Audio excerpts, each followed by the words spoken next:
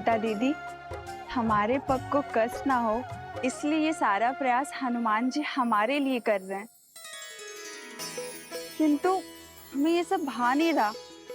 हनुमान केवल हमारे लिए नहीं कर रहा है श्रुतकीर्ति, हमारे पीछे हमारी प्रजा की स्त्रियां भी हैं।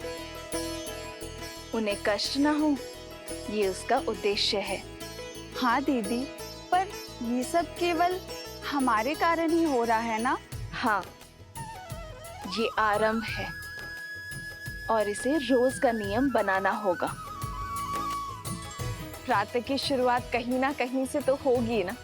स्वच्छता केवल धूल कंकड़ का निवारण नहीं करती, एक स्वस्थ जीवन की नींव भी रखती है। जब राज्य के लोग स्वस्थ होंगे तो हमारा राज्य भी स्वस्थ होगा।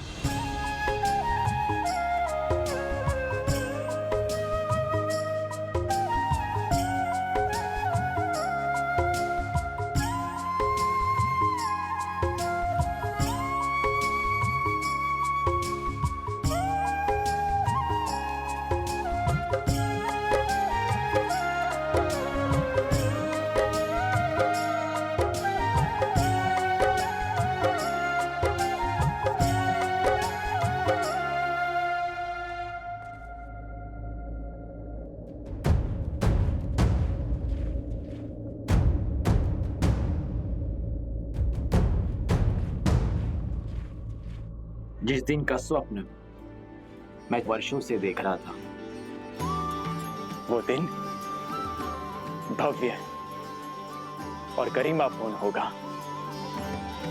इसमें कोई बाधा नहीं आएगी।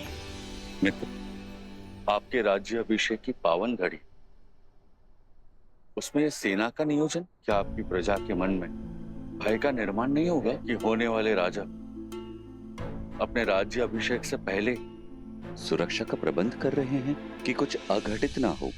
प्रजा और राज्य का रक्षण एक राजा का प्रथम कर्तव्य होता है मित्र। राज्य की सुरक्षा केवल आक्रमण के बाद ही नहीं, उसके पूर्व से करनी होती है।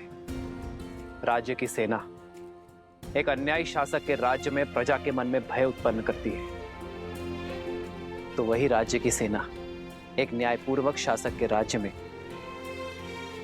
प्रजा को धैर्य, आत्मविश्वास और सुख की निद्रा देती है। सुराज्य के लिए राज्य और प्रजा की रक्षा हेतु सतर्क रहना अति आवश्यक है मित्र। जब प्रजा के मन में रक्षण का भय ना हो तो प्रत्येक व्यक्ति अपने कार्य का निर्वहन अधिक कार्यक्षमता के साथ करेगा। इससे राज्य सुख और समृद्धि के मार्ग पर चलेगा मित्र।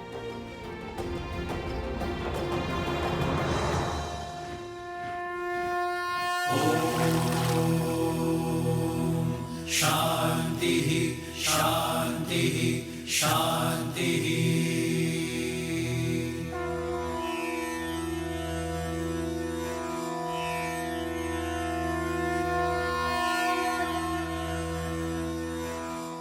हे सूर्यदेव, रघुवंश की कुल वधू की आराधना और आभार स्वीकार करें।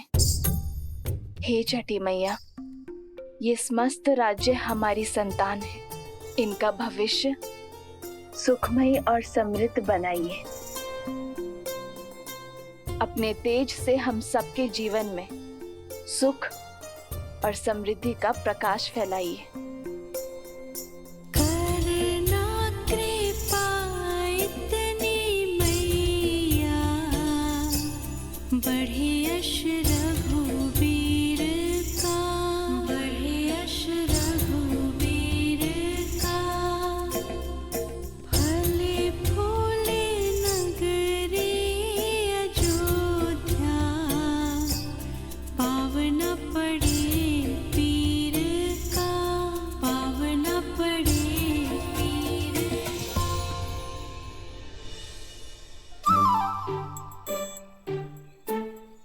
कौन है ये उद्दंडी?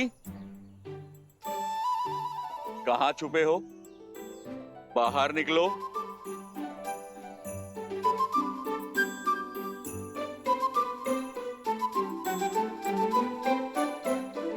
क्षमा कीजिए प्रभु।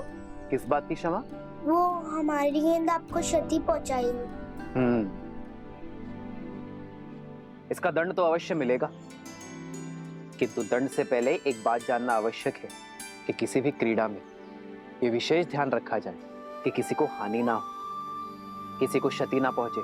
जी प्रभु, हम दंड के लिए तैयार हैं। पहले वचन दो कि इस बात का ध्यान रखोगे। हम वचन देते हैं, अवश्य ध्यान रखेंगे। तो अब दंड के लिए सज्ज हो जाओ। अपना हाथ आगे करो।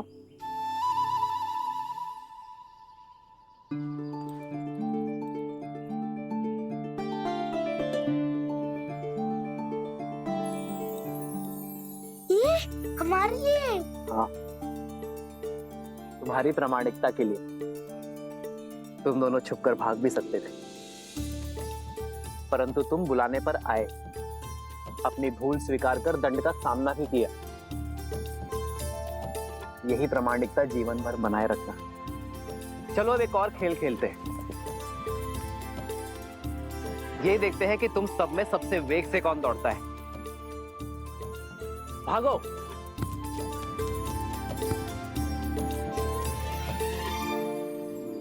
मित्र, राजा का धर्म तो सेवा है। आपने जो इनको ये धन दिया, ये ना लगे कि आप अपने धन का प्रदर्शन कर रहे हैं। जब राजा अपने स्वर्ण और रत्न का प्रदर्शन करता है, तब प्रजा का राज्य के प्रति शक्ति और सामर्थ्य बढ़ता है मित्र। एक राजा के लिए रत्न प्रदर्शन जितना आवश्यक है, उतना ही घातक धन का मोह है। जब राजा अपनी संपत्ति को लेकर निर्मोही होगा, तभी वो राज्य को सुराज्य की ओर ले जा पाएगा।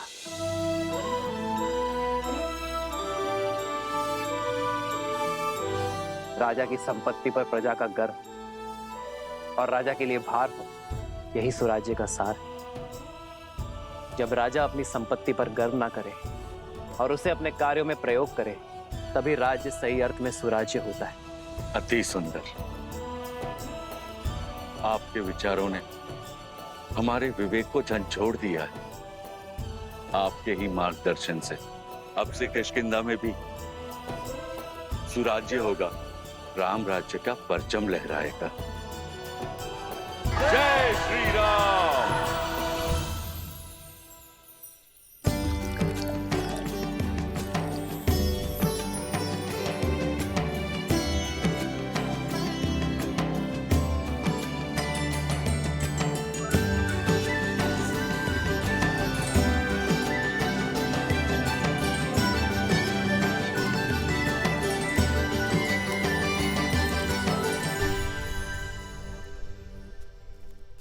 अपराधी हो तुम सब।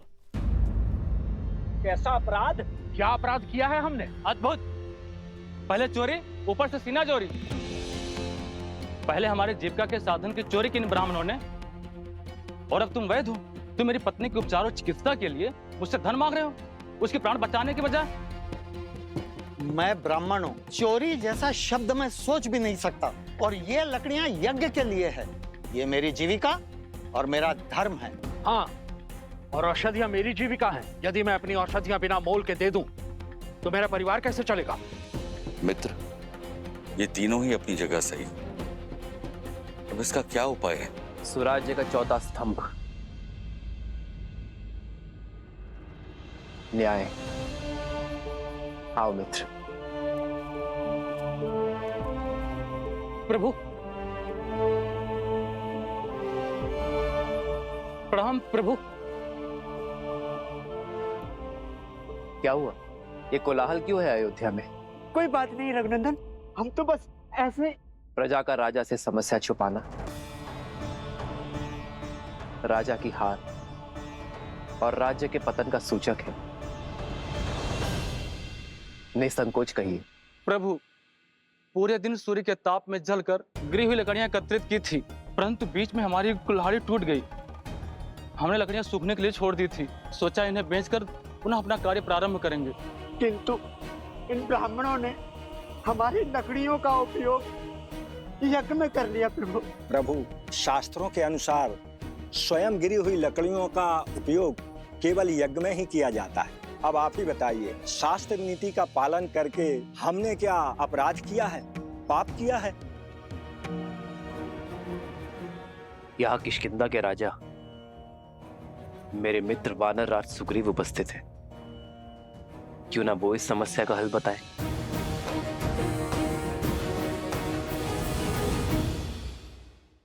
वही सत्य, इन ब्राह्मणों का कोई दोष नहीं। ना आप असत्य कह रहे हैं, ना आपने कोई अपराध किया है, ना हमारे वैद्यराज का कहना गलत है। प्रभु, अगर कोई गलत नहीं है तो ये कलेश क्यों?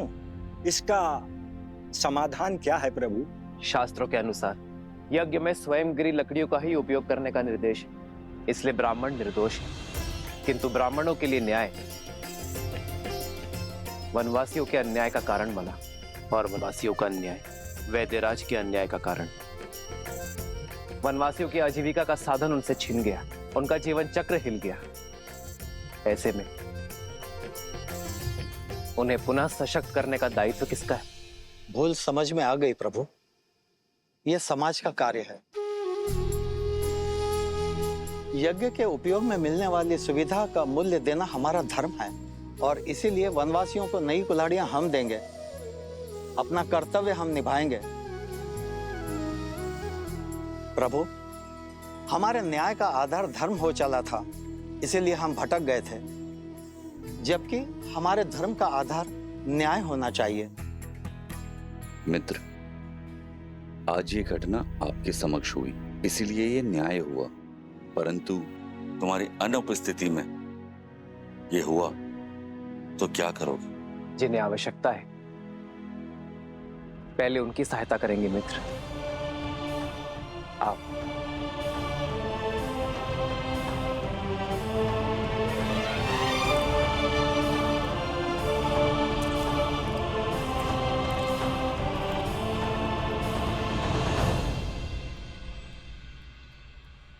प्रभु।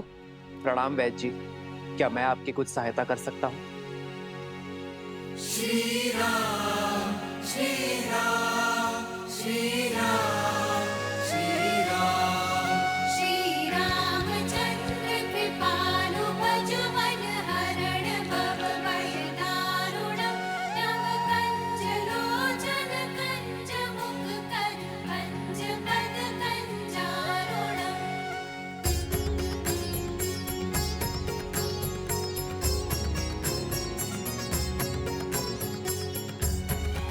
मृत्यु अवश्य ही परमात्मा के हाथ में है, किंतु जब किसी की मृत्यु को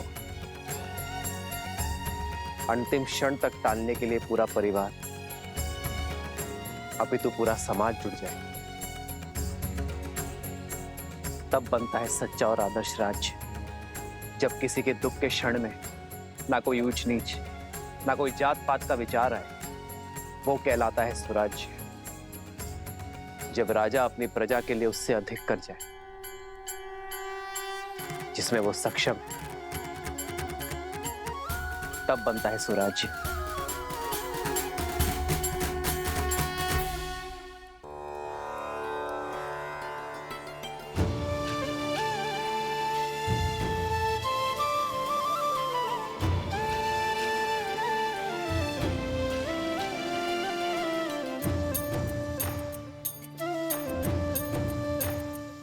नहाए खाए के अर्थात स्नान और भोग के साथ छठ पर्व का पहला दिन प्रारंभ होता है। इस भोग को खाने के बाद हमें 36 घंटों का व्रत रखना होगा, अर्थात परसों भोर। ये व्रत शांति के लिए है। जहाँ शांति हो वहाँ सुख और समृद्धि अपने आप आ जाती है। ये राज्य मेरा परिवार है और इसकी शांति की कामना करती हूँ मैं छठी माँ।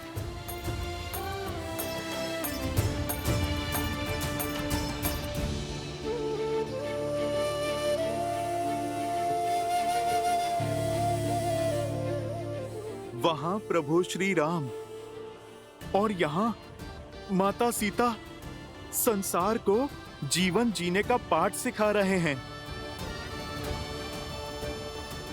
इतने से समय में इतना कुछ सीखकर मैं तो धन्य हो गया।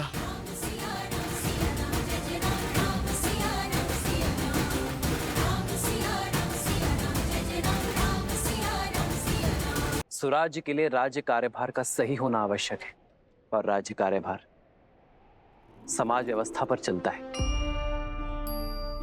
जीव, अन्न, पानी और आरोग्य ये किसी भी व्यवस्था के मूलाधार है। यदि रोजगार नहीं होगा तो जीविका नहीं होगी, ना कोई अन्न खरीद पाएगा और ना ही कोई रोगी अपना उपचार करवा पाएगा। हमें रोजगार के निर्माण का यह चक्र शुरू करना होगा मित्र। वही राजा को अन्न और जल, इन मूलभूत आवश्यकताओं का संचय और निर्माण करना होगा। एक राजा को आपातकालीन के लिए अन्न का संचय करना होगा, किसानों के लिए जल संचय की सामग्री का निर्माण करना होगा। और रही बात आरोग्य की, तो अपने राज्य में स्वच्छता की नींव रखना, अपनी प्रजा को निरोगी बनाना और आरोग्य केंद्र का निर्माण करना हमारा धर्म यही कर्म करने की बात करता है मित्र। जहां न्याय धर्म का आधार हो वो सामान्य राज्य है, किंतु जहां धर्म का आधार न्याय हो वो सुराज्य है। मित्र, आप धन्य हैं। अब चले मित्र, छठ पर्व में सूर्य को अर्घ देने का समय हो गया है। जैसी आपकी आज्ञा।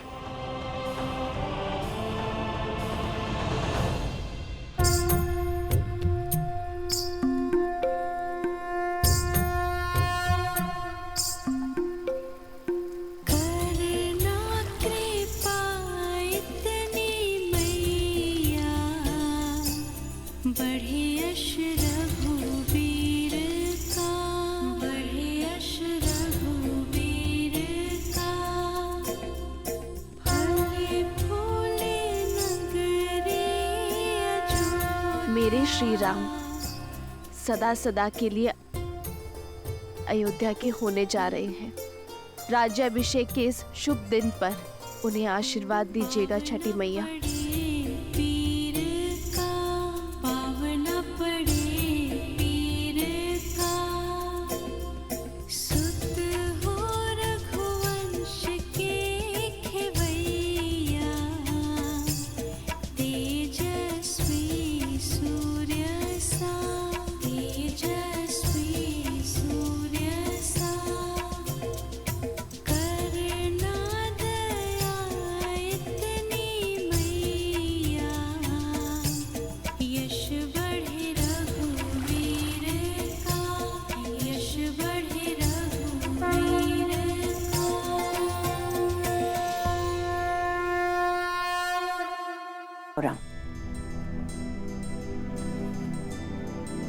तुम्हारे लिए कलेवा परोस दिया है, तुम्हारा प्रिय दही भात और राजभोग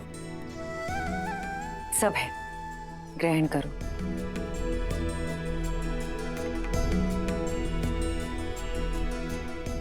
माँ, सीता का है, भोर की पूजा समाप्त नहीं हुई। रघुकुल की चारों पुत्र वधु भोर से ही तट पे हैं। महर्षि मुद्गल के कहे अनुसार छठी मैया की पूजा कर रही है।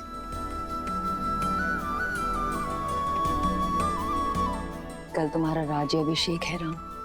कल के पश्चात बहुत से कर्तव्य, बहुत से दायित्व निभाने हैं तुम्हें। ऐसे में तुम्हारी अर्धांगिनी, तुम्हारी सीता, तुम्हारी शक्ति में भक्ति का बल डालने का प्रयास कर रही है।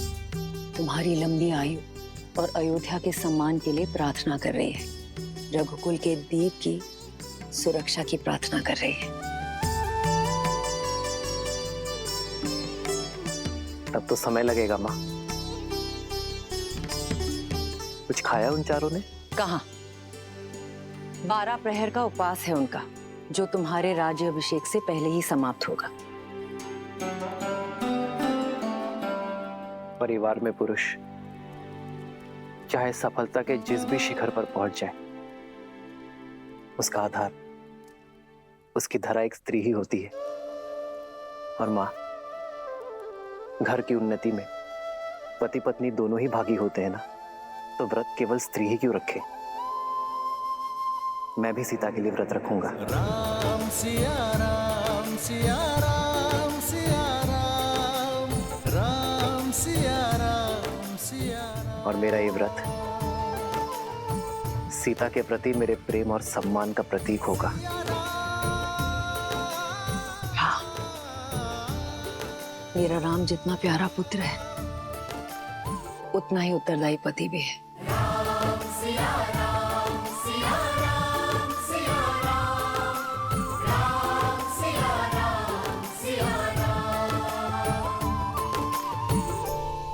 प्रणाम ऋषिवर।